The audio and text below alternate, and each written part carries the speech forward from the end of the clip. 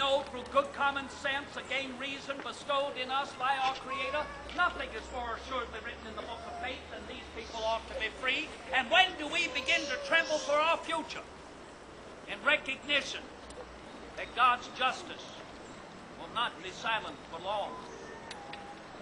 Indeed, citizens, my statement unto the gentlemen justices went further, based upon the law of man, that slavery is not even legally valid in North America, that the only justification for slavery in the history of mankind is, of course, war. Thank you. The gentleman said war. Madam, religion holds no account to it whatsoever.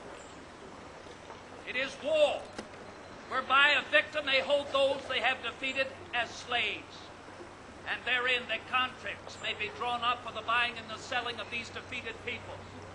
Let us not forget that is how they were initially purchased, sold into slavery by their victors, the victors of their tribal wars, the wars of the African kingdoms, firstly, of course, to the Dutch, then to the Spaniards, to the French, finally to the English, but being brought to the shores of North America, where was war their experience.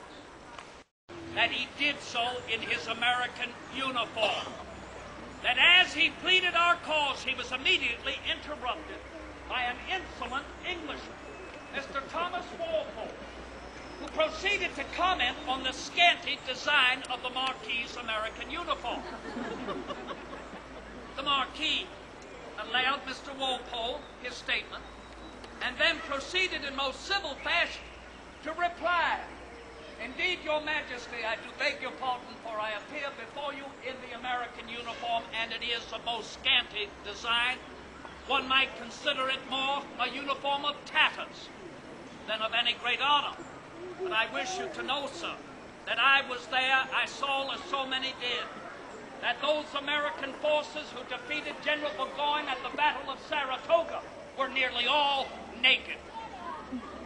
With indeed the eruption of laughter from His Majesty Louis, within a moment, he began the support of our cause. And yet what have we seen as a consequence of that battle so noble in our efforts? The consequence of a general who showed himself valiant in the field to oppress General Burgoyne, having turned himself against those who had supported him as he supported us, and to sell himself out for coin in reference to what he thought might be a lax morale of the American people, that might become the failure of the American people to maintain their independence and their new nation. I avowed, as I was former governor of this Commonwealth, that now, though recently resigned, should I find myself within a day's ride of General Benedict Arnold, I, for one person, would make an attention to apprehend him and hang him from the highest limb. Of the Church of England. I was baptized in the Church of England as my father, my grandfathers were before me. I sit on the vestry of St. Anne's Parish, once the vestry, the parish of the Church of England, as it now becomes, as so many parishes do, the American Episcopacy. I am looked upon as rather peculiar in my attention to religion. I attend to a church every Sunday, even oft times during the week. When I am on the road, I carry my church stool with me, so that wherever I attend, I might not displace anyone in their own pew. And yet I have been looked upon as rather outspoken upon the subject of religious freedom, provoking in many to refer to me as a blasphemer, a heretic, an infidel, even an atheist. Citizens, I do not deny anyone the right to hold their opinion as they choose, particularly their religious opinion. And yet, citizens, it has not been so long, has it not, when we saw here the enforcing of the ecclesiastical laws of one particular church, to the extent that in 1769 there had to be a committee for religion formed in the House of Burgesses to hear the growing number of petitions being put forth by the growing number of dissenters, that they might be granted the freedom to worship as they choose. I sat upon that committee, as did Mr. Patrick Henry, as did Mr. George Witt, the brothers Lee, and we recognized that before our war, the enforcement of these laws was leading to onerous reaction from the citizenry, violent reaction and upheaval. The fact that here in this former colony, as well as sister colonies, with the exception, of course, of Rhode Island, Pennsylvania, and to an extent Maryland, that in most of the colonies of Britain, despite your religious opinion, we all had to pay a tax to the support of the Church of England. Our tithing was required by us all. That all a particular petition put forth on the committee, another petition from the Baptists, asking that they may be granted the freedom to worship in the evening and to invite their slaves to worship with them. Well, now this is most wondrous. Look what these last several years have wrought. Not one word of opposition. Not one word of disgust, not one utterance of remonstrance. Indeed, citizens, this bodes well for our future. It bodes well for the simple recognition of good common sense that the Almighty has created us different in face and form and different in mind as well, that He has created our minds free, and free He intends it to remain, incapable of any temporal restraint. And what has history shown?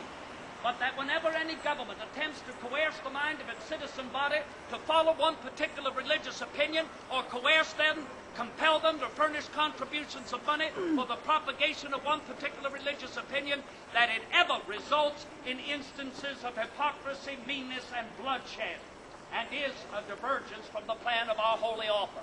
Could it be that you, the people, have more good common sense than our former government? But Mr. Henry, you're a man of good common sense. You would recognize, as the people do in their own inherent good common sense, that nature has sown as much talent and genius in the female as she has in the male. Mother Nature knows that this will go to waste unless we seek it out and cultivate it for the benefit of all of us. Well, now, Henry stood back a bit further. He said, Jefferson, I understand also you desire the education of the poor and the indigents. Now, from whence will we receive the funds? Do you think in our present difficulties our House of Delegates will provide the support? Do you think the office of the governor, having shown itself inept under your administration, Henry still is one to call me a coward during those years I served. Do you think that our government will put forth such a support? Henry, I said we should never expect that any government will be all too ready to furnish contributions of money for the enlightenment of the citizen body, that they may better understand the imperfections of their own government. Rest assured, Henry, we have seen thus far, have we not, the people themselves in various families scrimp and save, provide through hard money the education of their children, in order not only to improve the condition of their children, but to excite in them the very same work to provide education for their progeny, and so it continues not in naturam abilis to the improvement of that family line. Imagine, Mr. Henry, if the people knew that they had the opportunity, that they were welcomed by their government, that they were protected by their government, to erect schoolhouses in their vicinage, to elect boards of educators, to take from their pockets to put forth for the establishment of a common curriculum, that not only would we provide a general enlightenment that could allow a school child in the Tidewater to converse with a child in the mountains upon the very same subjects of education, but that we might also provide for an improvement of our society by allowing for the further enlightenment of another Locke, Newton, or Bacon, who might not otherwise have the advantage. Mr. Henry, I assure you this, that the people have already discovered that the money they will spend for education will never be more than the 1,000th part of what they will spend unto future monarchs, princes, priests, and noblemen, who will rise up amongst them if they leave themselves in ignorance.